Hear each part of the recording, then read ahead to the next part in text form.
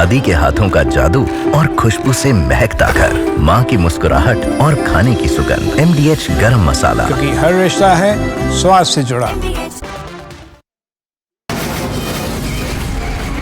From the Republic Media Network headquarters, it's time for Arnab Goswami on the debate.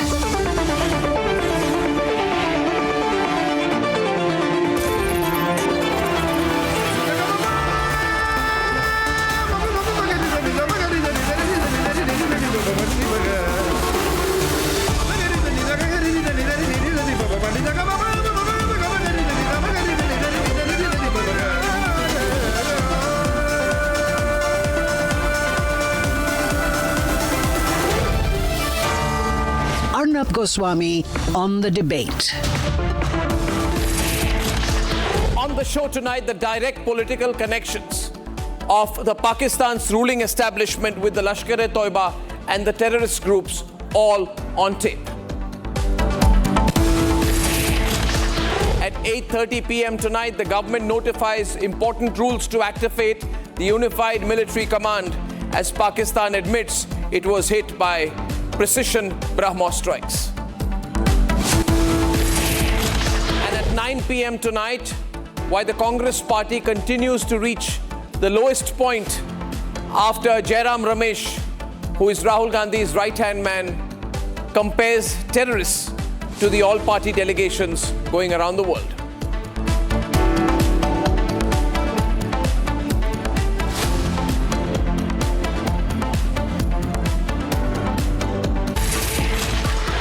Ladies and gentlemen, we must all focus on the visuals which have come in today. And these are visuals which show the direct link between the Pahalgam terror attack and the entire political establishment of Pakistan, the ruling party establishment of Pakistan. And the visuals I'm talking about are at a Lashkar-e-Taiba rally, where you see the mastermind of the Pahalgam attack. His name is Saifullah Kasuri. And he's sharing the stage with the Speaker of the Punjab Assembly, Malik Ahmed Khan, as well as Talha Saeed, who is the son of Hafiz Saeed. And ladies and gentlemen, we must understand that Malik Muhammad Ahmed Khan, who has been seen in these visuals with Hafiz Saeed's son, and Hafiz Saeed's number 2, who is Saifullah Kasuri. This man is a close aide of Shehbaz Sharif, a very senior leader of the PMLN, and he has held key roles, including that of law minister. So viewers, you have a highest level politician from the ruling party of Pakistan sitting and congratulating the efforts of the Pahalgam attack mastermind, whose name is Saifullah Kasuri. In the meeting, ladies and gentlemen, they were seen praising each other. And Shehbaz Sharif's right-hand man is this fellow. Ladies and gentlemen, his name is Malik Ahmed Khan. He's the Speaker of the Punjab Assembly. So what the Pakistanis have decided now that they have Turkey's support and China's support and Azerbaijan's support, is to throw caution to the wind and go public with the link between the political establishment in Pakistan and the terrorist infrastructure in Pakistan. Even an attempt at deniability, what they used to call earlier, we are state actors, these are non-state actors, all of this has been completely disregarded. In fact, this process began quite a few days back after Pahalgam, when the Pakistanis admitted through their defense minister that they have been doing the dirty work for America for a very long time. I'm sure you remember this. We have been doing this dirty work for the United States for about 3 decades, and West, including Britain. And we suffered for that. So what you have is an extraordinary situation, viewers, where the political establishment of a country openly admits that it is in league with terrorist groups, and the terrorist groups and the government work together. And they justify it in different ways depending upon the political weather or the geostrategic global weather. Remember the visuals of Hafiz Abdul Rauf. He's a US-sanctioned terrorist, brother of the Jaish-e-Mohammed chief Masood Azhar. Remember these pictures of him with all the coffins of the terrorists killed draped in the national flag of Pakistan, and senior Pakistani military figures carrying the coffins. Among those people are Lieutenant General Fayaz Hussain Shah and Major General Rao Imtiaz Sartaj. They were in attendance. That time we had said it's the military leadership of Pakistan and the terrorists who are together. Now it's also the civilian leadership of Pakistan and the terrorists, ladies and gentlemen, who are together. So it is all quite very much in the open. And why is it in the open? Because Pakistan has now realized that there is a huge threat from India. They are admitting that the BrahMos carried out strong and precision strikes on Pakistan. They've been denying this for the last few days. Now that they realize India is very strong, has carried out terrible precision strikes, they've said, let's all come together anyway. Let Erdogan and the terrorists and Hafiz Saeed, Erdogan, terrorist, Azerbaijan, Shehbaz Sharif, all come together. Let's forget all these technical divides between state and non-state actors and admit we are actually all one. And look at the terror on Shehbaz Sharif's face when in Azerbaijan earlier today he made the admission that he was hit very badly by the BrahMos. Before that hour reached, India again launched missile attacks, BrahMos, and hit Pakistan's various provinces, including airport in Rawalpindi and other places. So that's another important development today. The point I'm trying to make on top of the program this evening, and I'll lead into the news report with this, is that Pakistan is today no longer believing that it has to draw a difference between terrorist groups, military, and civilian leadership. Given the situation and given India's strength, they've decided they might as well all come together. I wouldn't be surprised tomorrow if Dawood Ibrahim joins their mix officially. Let's debate. India is unmasking Pakistan's terror face across the globe with credible evidence. India's demand is clear. Put Pakistan back on the FATF grey list. We have requested them when the delegation had met that they must ensure that Pakistan must be brought back in FATF grey list. That is where we will be able to control this terror financing of all these terrorist organizations. And do you know that when this person was made the field marshal in Pakistan, a US designated terrorist called Muhammad Ehsan was sitting right beside the field marshal. There is a clear-cut evidence of Pakistan's involvement. These terrorist groups are prospering over there. They are being trained over there. And their whole task is to destabilize India, to create more Hindu-Muslim riots in India.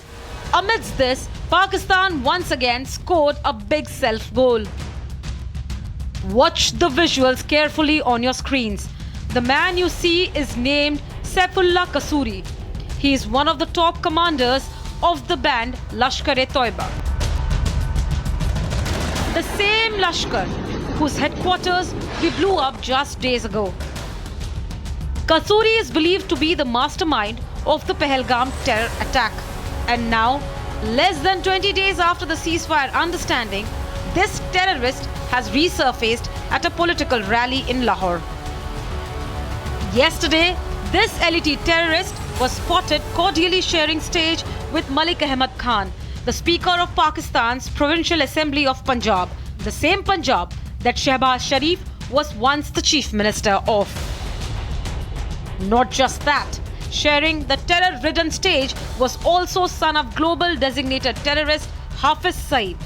His name is Tala Saeed. This is the single biggest piece of evidence and self-admission of Pakistan of its unabated support to JEM and LET since Operation Sindoor. It's as if it wasn't enough for the world to see how Pakistan Army accorded state funeral to JEM terrorists in Muridke just weeks ago. Pakistan has once again exposed itself as state sponsor of terror. The world watched LET terrorist Abdul Rauf lead the funeral with Pakistan's IB Corps commander Lieutenant General Fayaz Hussain Shah, GOC of the 11th Infantry Division Major General Rao Imran Sartaj, Brigadier of 15 High Mech Brigade Mohammad Furqan Shabir, the IG of Punjab Police Usman Anwar, and Pakistan Punjab Assembly member Malik Shoaib Ahmed in attendance. With LET's top terrorists sharing political stages now freely in Pakistan once again, has Pakistan clearly accepted its state role in orchestrating the Pahalgam terror attack?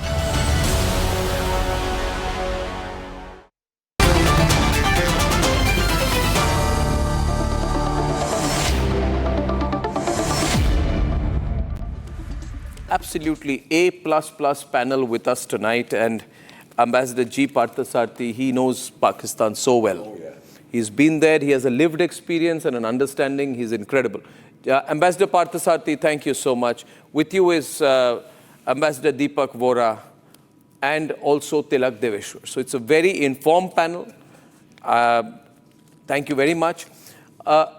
Ambassador Parthasarathi, these visuals that we have seen today, and I'd like to play them as I ask you the question, of Saifullah Kasuri, who is the Pahalgam Mastermind, along with the Speaker of the Punjab Assembly, Malik Ahmed Khan, and Hafiz Saeed, and Hafiz Saeed's son, they're all together. So does this prove that they've thrown caution to the winds, or that they've just become very open and brazen about the link between the political establishment, the military establishment, and the terrorist establishment?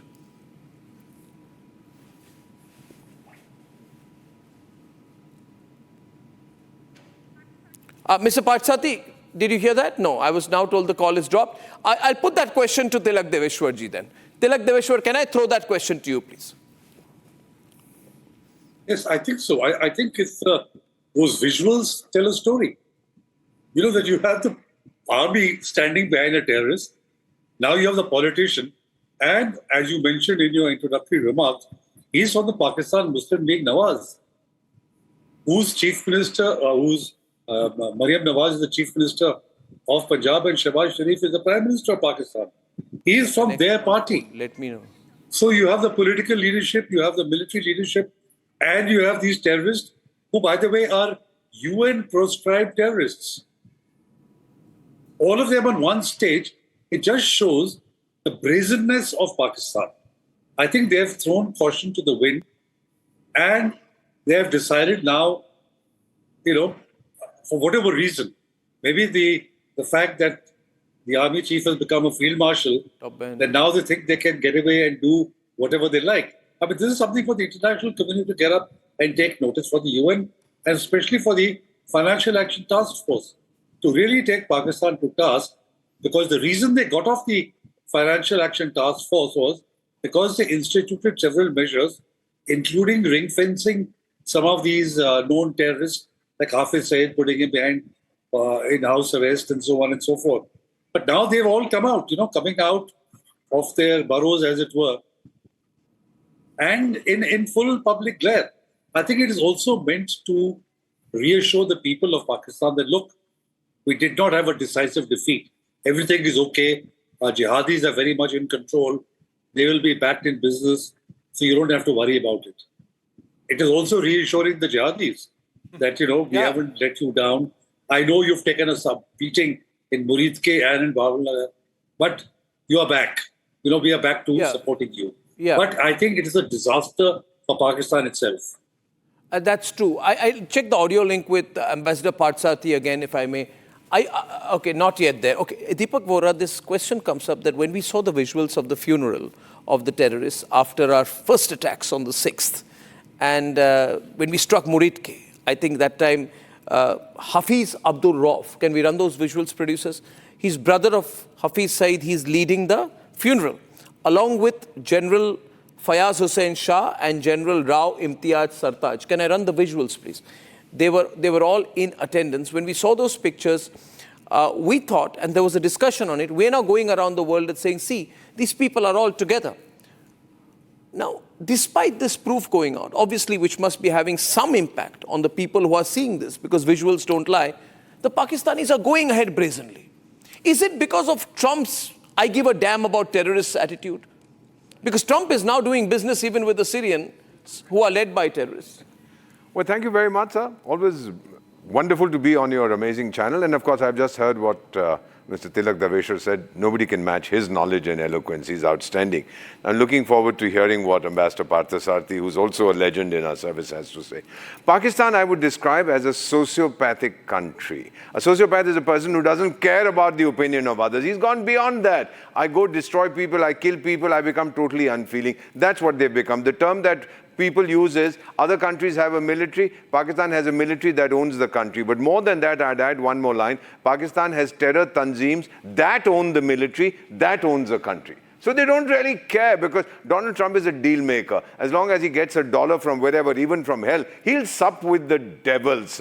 He doesn't care. And I think Pakistan is being encouraged by this, thinking that they'll get away. They'll brazen it out. It doesn't matter. We are terrorists. You guys don't behave. I'll unleash a few tanzeems with dirty bombs on you. It's a death wish, sir, which I'm seeing right now in Pakistan. No country in the world, I'm 74 years young, 52 years in diplomacy and counting, I haven't seen this kind of brazenness by any country, any government in the world. I don't care what you think. That's the approach. I don't care. I don't care what you think.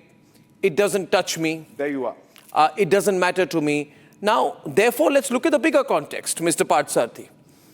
So far, there was at least a moral dilemma for the world when it came to Pakistan. We may have used them for their strategic reasons or whatever, but we cannot justify supporting a country which openly supports terrorism. But now, sir, America doesn't care about it. Trump doesn't care. China doesn't care. Russia is quiet. No powerful country in the world is really, I mean, we're sending our all-party delegations around the world, but it isn't having that impact among the big nations. And Pakistan has said, we are going to brazen it out now. Who says these people are terrorists? We don't consider Hafiz Saeed a terrorist. What are our alternatives then, sir, diplomatically speaking? Look, let us face one important fact which you are all missing. The fact of the matter is that the family of US President Trump have reached a widespread economic agreement for exploring the resources and utilizing the resources of Pakistan. The agreement has been signed by the Pakistan government and by the Americans company which is linked to the president. So Pakistan is not going to face any sort of pressure now. If the President of the United States family is making money from Pakistan, then what is to be expected from Pakistan? And this is a fact we seem to have missed out. But having said that, even we may not sort of get this sort of sympathy and understanding, but the Pentagon has its views, and they have been very keen. They have seen the very effective use of weapons we have produced in the last run out when we gave a hammering to the Pakistanis across the country. So you are into this situation, the American situation. Trump didn't turn aside suddenly and start becoming a votary of peace. He was signed an agreement with the Pakistanis, his family, to make money out of resources of Pakistan. So you are into a more complicated situation as far as the Americans are concerned. But I think Americans also have balancing organizations like the Senate and the Congress. I'm sure with Jaishankar and the others, we'll deal with that, because I have personally dealt with the US Congress, and they don't particularly go along with the wrong decisions of the president. But as I said, the sudden change of tone by Trump was only to be expected when his son is dealing with getting contracts in Pakistan for minerals and resources. Can we not expose that to put pressure back on the Americans and use that as a lever?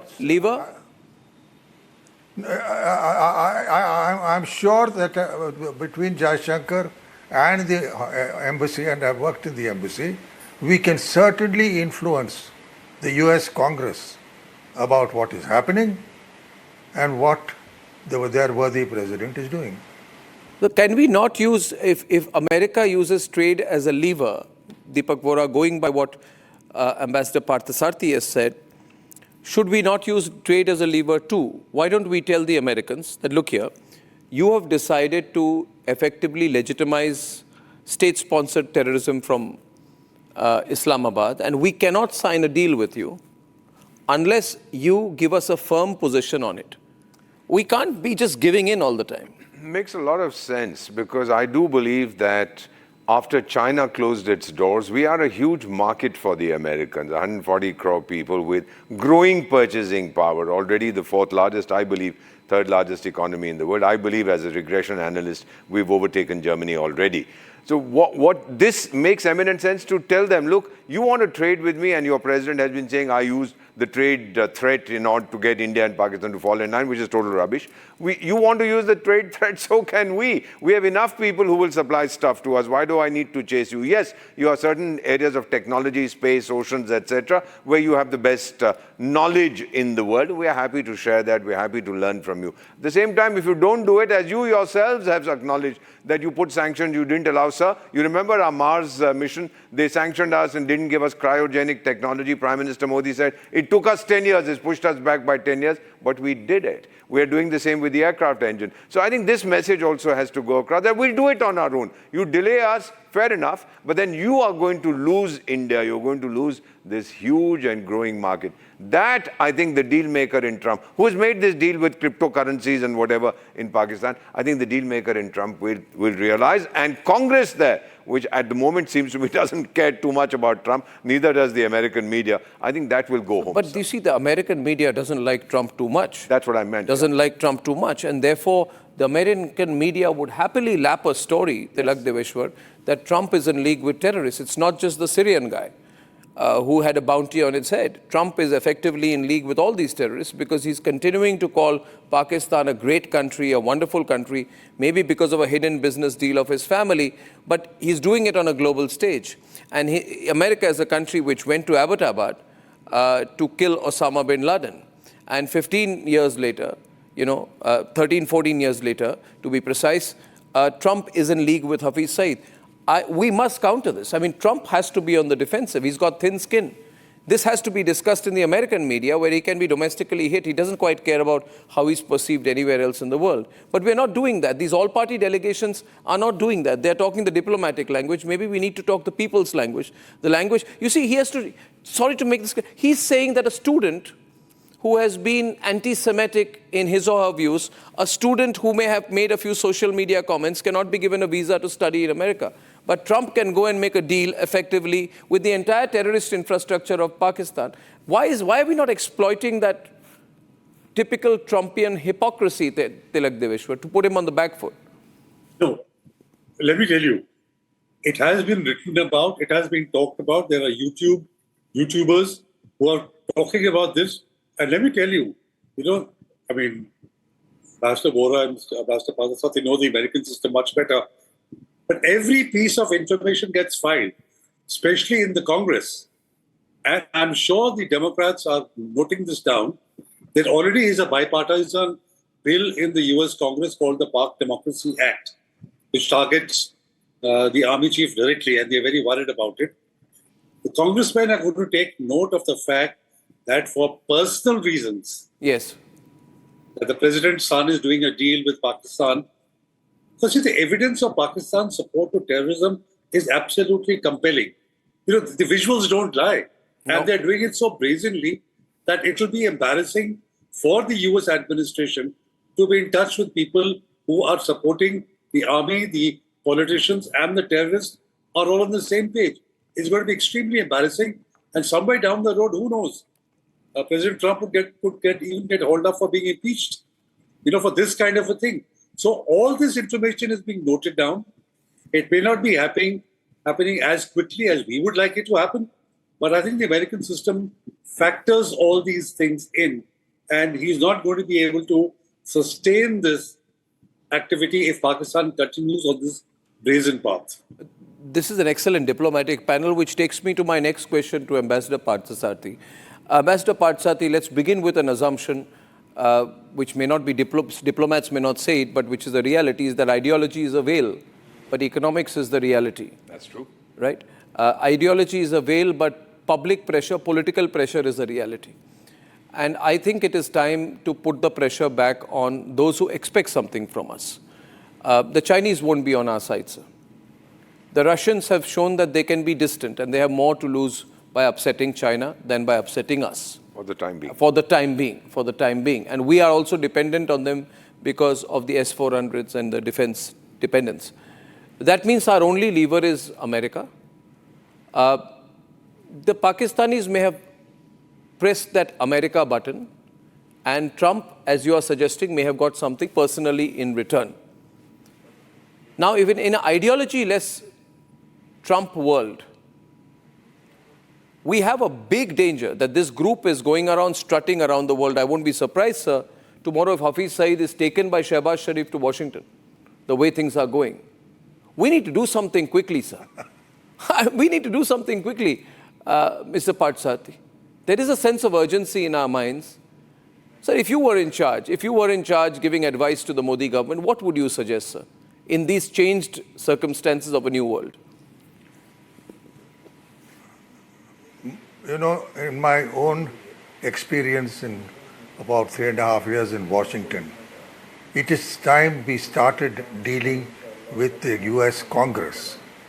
The Congress is the only organization which can embarrass the president, but we'll have to make a strong case. And I've worked with the Congress before. That is the route to influencing things in China. Get people to go and speak to the media. Get the Indian community to get briefed on these things and ask them to spread it. We have a lot of leverages in the US, and I'm sure that the Prime Minister and the External Affairs Minister will make use of it. But I think the pressure must come on them also, that look, we expect action, and that if Trump can double-cross us and badmouth us, you feel he's double-crossed us, sir? Let us get. You feel he's double-crossed us, sir? Let me complete. Let us get our trade agreement signed. Trump doesn't understand what double-cross is. We still have one important agreement to get through, which is the trade agreement. I would say we go we do this quietly now and go hammer and tongs once we've got the trade agreement. Okay, so there's a view here, Mr. Parthasarathy. I'll put this back to Deepak Vora and then the same question to both, to Tilakji. There's a view here that let the trade agreement happen and America will change after that. This is going around in Delhi circles. Oh, don't worry, this is all Trump pressure. Once the trade agreement is done, then see how he changes his line. Okay, so Parthasarathy wants to respond to that. You think so? Or rather, would we have given up our card? Let me put it there. Let me put it up. We are going to have a problem because the trade agreement will have to be pushed through by Trump. And we have already the deal has been diluted from what we had originally expected. But we have to push it through. I'm sure it will be done discreetly. It's a sure way of getting the Indian community to be given briefs to go to their congressman and make the things. No, Deepak Vora seems to agree with you. So you think we shouldn't give up that card? I would say don't sign the trade deal. Don't sign the trade deal till you get him to change his strategic line. The argument that Ambassador Parthasarathy, who is widely respected, is using is that sign the trade deal and then see if he changes his mind. Okay. Because the trade deal is going to have certain elements. Probably one of our ministers referred to it as the mother of all trade deals. And if that does happen, America is looking to access the Indian market. There are certain areas where we depend on them. We would like to be friendly with them. Others where we may not. But I believe that if he faces obstruction in Congress, the Indian community, as Ambassador has said, as Deveshwar said, very, very powerful, sir. They're very influential in the United States. They're at top levels. They will be used to put across our case to individual congressmen that, look, what the president is doing, whatever you might think of him, he wants to make America great again, etc. But he's not doing good by India. We are your best friends in the region. He doesn't think so, sir. Well, he should. But that has to be brought so, home to him. If he thinks that Pakistan are his best friends, he's going to be rudely awakened sooner rather than later. So since we have a very different situation today after these pictures, Tilak Deveshwar, my last question in this very important discussion is to you. We go back to these pictures. These pictures are scary. And I believe these pictures, where the Pakistani political leadership is officially joining hands with terrorists on stages and celebrating, and almost indirectly celebrating the Pahalgam massacre, the Pahalgam terrorist act, is happening because they know they have Trump's backing. So we then need to put the pressure on Trump and, if required, be alone in the world. Should we sign the trade deal, sir? Or should we hold it as a lever? Tilakji. I think I would agree with what has been said by the other two panelists.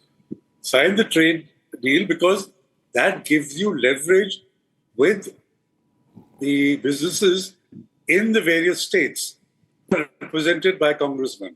You can work on the congressmen once the trade deal is done to make sure that the administration actually toes the straight and narrow line. I mean, after all, what kind of market does Pakistan provide and where does Pakistan have the money? Personal financial dealing is one thing, but when it comes to the country as a whole, the United States can't do any trade with Pakistan because they have to offer. With India, there's a huge potential. Sorry, I just wanted to, sir, with your permission, Mr. Deveshwar, say that once the American company, for example, deals with an Indian company and is selling its stuff, that American company becomes one of our biggest ambassadors. That I'm dealing with this Indian company, I'm selling this, I'm selling that. So they will become our lobbyists ipso facto in the Congress, etc. I'm sure that the right-wing lobbies backing Trump will be horrified at his indirect access, understanding, and nonchalant attitude towards terrorist groups in Pakistan. We must use that too. This has been absolutely great. I thank you, gentlemen. Thank you, Partha sir. Thank you, Deepak ji, and thank you, Tilak ji, for joining us. ये है secret recipe MDH का जीरा SIP जल जीरा मसाला। SIP SIP जीरा SIP